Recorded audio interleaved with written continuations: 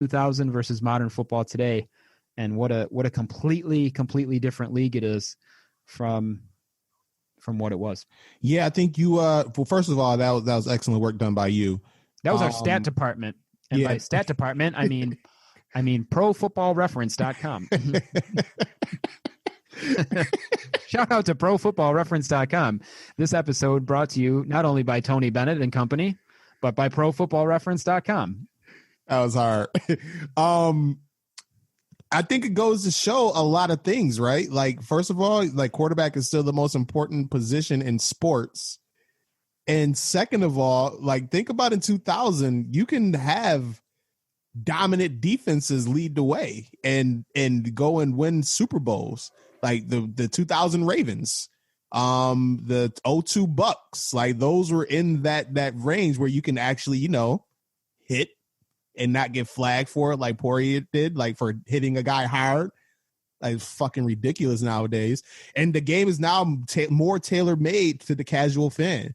Like, you and I were football junkies. I can go and watch a 6-3 football game, and that could probably be the best game of the week for me because I'm seeing hard-nosed, tough defense and just fucking defensive plays being made all game. But the casual fan isn't appeased by that. Like, that's boring to them. Like, they want to see points, they want to see touchdowns, they want to see long runs and throws. Now it's like, you think about this era of football now, every deep ball is pretty much a pass interference. Quarterback gets touched the wrong way, he gets breathed on the wrong way, it's a flag. Like, defenders are limited to now, like, a receiver catches the ball over the middle, you hit him too hard, you can hit him clean as shit, like shoulder to chest, and the refs they just instantly throw a flag because you hit them too hard, and they just instantly like side on, oh yeah, that you hit them above the head. It's like, it's ridiculous how the game is being called nowadays and how the game is so tailor-made to offenses. And I don't know, I'm just not a big fan of it, man. I like defense. I grew up on hard-nosed defense. That's just my style of football, Well, I most certainly grew up with a hard-hitting style. I grew up on and my roots are in baseball, right? So for me, stats and the ability for stats to pass the test of time are super important to me. And I just feel like with the way the game is being played now, what was an absolutely amazing season as recently as like 2010 or the year 2000 is suddenly a pedestrian year.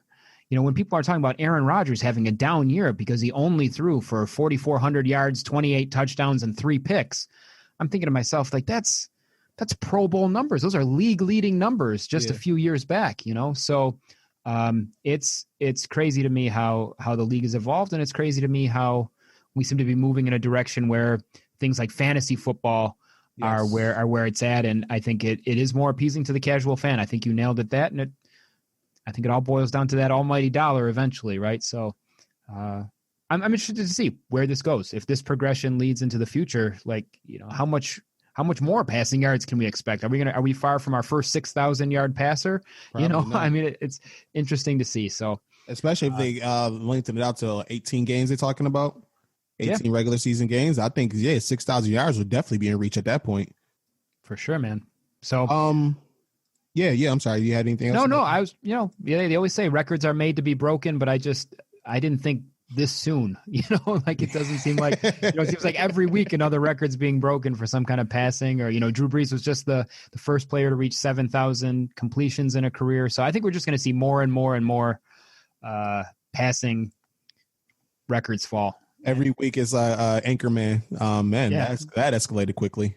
Yeah, it sure did. Yeah, so I'm interested to see how that goes. And as a purist, a guy who likes defense, a guy who, loves how, one of my heroes from the 90s is still a passing leader. I'm going to hate to see that go, but I will say it puts a very. Are you talking about Dan Marino? Yeah, man.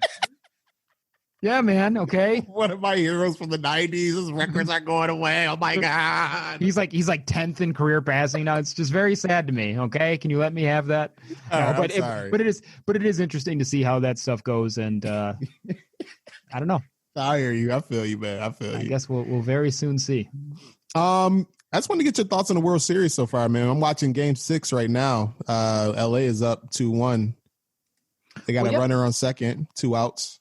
I think it's a great series so far. I think 2 deserving teams are there. So that's kind of cool to see 2 teams that, we really thought towards the end of the season deserved to be there. That's always nice. One of the things that, always kind of was weird for me for baseball was that you play under normal circumstances, not, COVID 30 this year, you have to COVID. Yeah. Shout out to COVID, right? Dominating this year. The best defense ever. Oh, shutting down everything, man. Shut down defense with COVID. But on a normal season, you play 162 games and then you come through and wrap up, in some cases, a 5-game series in baseball, right? So always thought that was kind of bizarre. So it was cool to see that 2 teams that did very well during the regular season also made it through to the World Series. With that being said, I really thought the Dodgers would come out and kind of really show the Rays who was boss. They've been a disappointing team for the last couple of years, and I thought this was their year.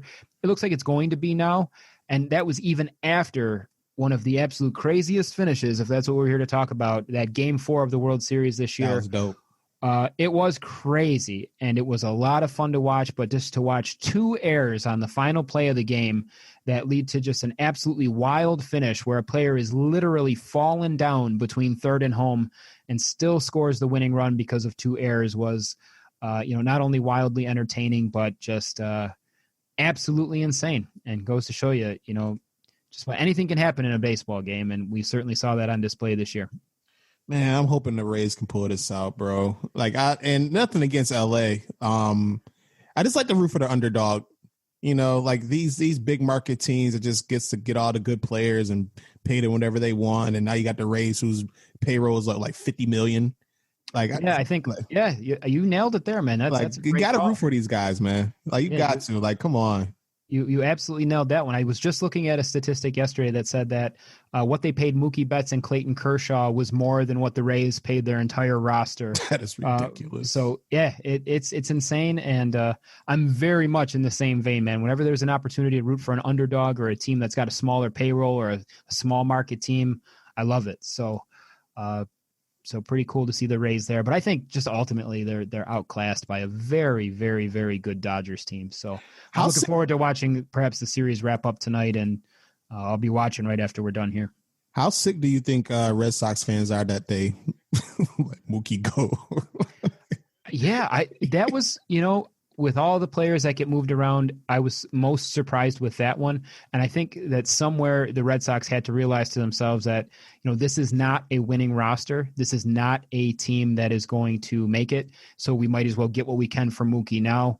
And, I forget whether they traded him or not, or whether he was. They traded him.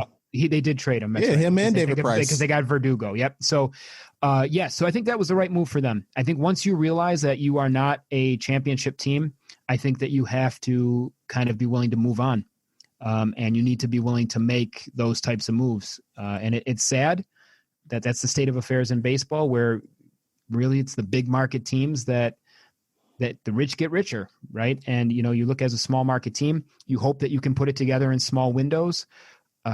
I just really thought the Red Sox would be able to spend their way out of this one, because they usually don't shy away from spending, but they must have just realized that they don't have enough in their system. They don't have enough on their active roster to make it work. And why let Mookie walk away later when we can get something for him right now? So tough choices, man. Baseball really brings the tough choices. So yeah, that's that, man. All right. And I want to wrap it up with this, my man. Did you catch UFC? Oh yeah. Oh, you got to. I'm sure you're talking about the Khabib fight. Yeah. I'm gonna let you lead it off. I just got one thing at the end that I just read earlier today that I thought was kind of cool. So I'm gonna let you talk about it. Yeah. So Khabib goes 29-0. Just dominating performance over Gaethje. Like, he had no shot at all. And I thought Gaethje had a chance. Like, I legit thought that Gaethje could, stand up and throw hands with him and potentially clip him. And First of all, I want to start here. Khabib shouldn't really even be competing in 155 anymore. Like, the dude is just so much bigger than every other person he's facing in the octagon. Like, he barely made 155, which honestly I don't even think he did, because you go look at the weigh-ins, he had to first of all get butt ass naked, and then when he was weighing it in, that scale was still tipping before they moved it back and said that he made it. So they was just trying to fuck up the money. I get it.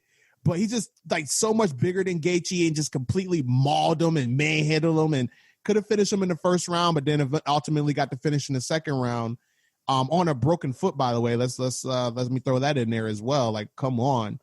But now that the conversation that's been going on Twitter is that a lot of people are proclaiming Khabib as the pound for pound greatest of all time, which I kind of want to get your thoughts on this one as well, because the person I think that is the greatest of all time has been given pushback on that, and that's John Jones. Like, he's been going on Twitter rants and social media rants talking about that, man. Have you caught that? He sure has. Yeah, he's been going off and saying things, I think, along the lines of, well, since I'm not hanging it up yet, I guess that's still, unwritten, that kind of thing.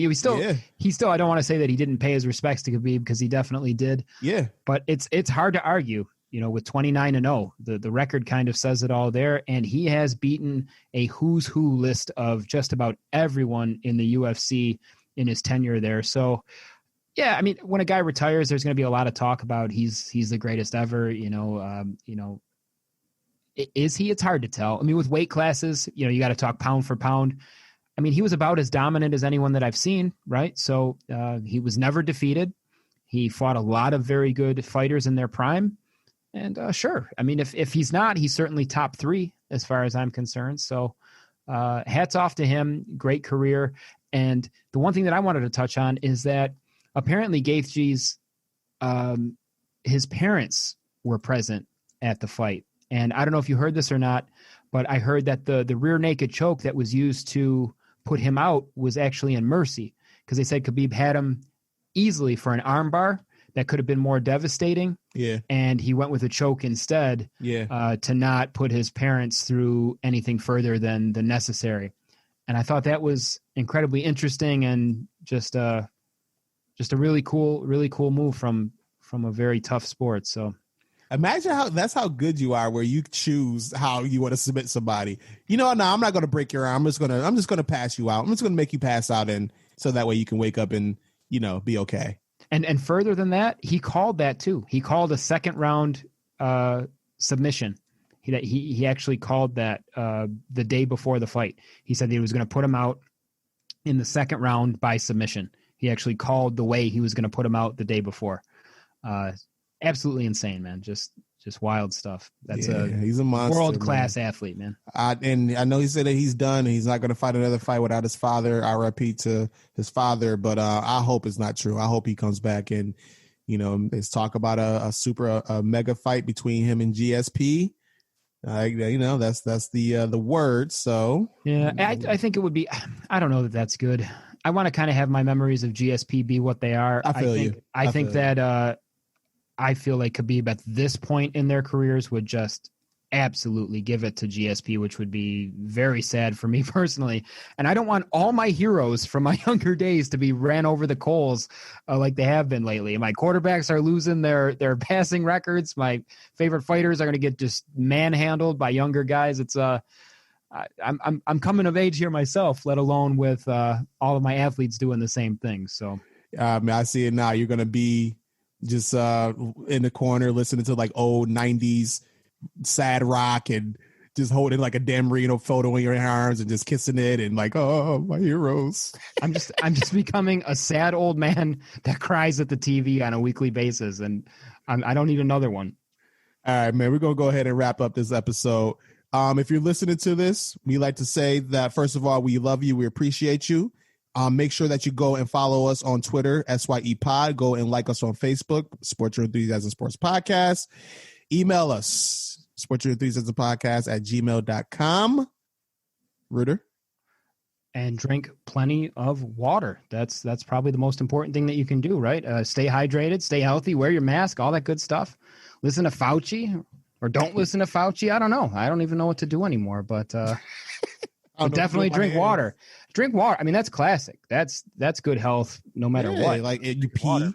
Like it's all, you pee a lot, right. Cleans out your system. You stay hydrated. You lubricate it. That's healthy stuff right there. Got to go. All right, man. We appreciate you guys. Love you guys. Thanks for listening. Take care.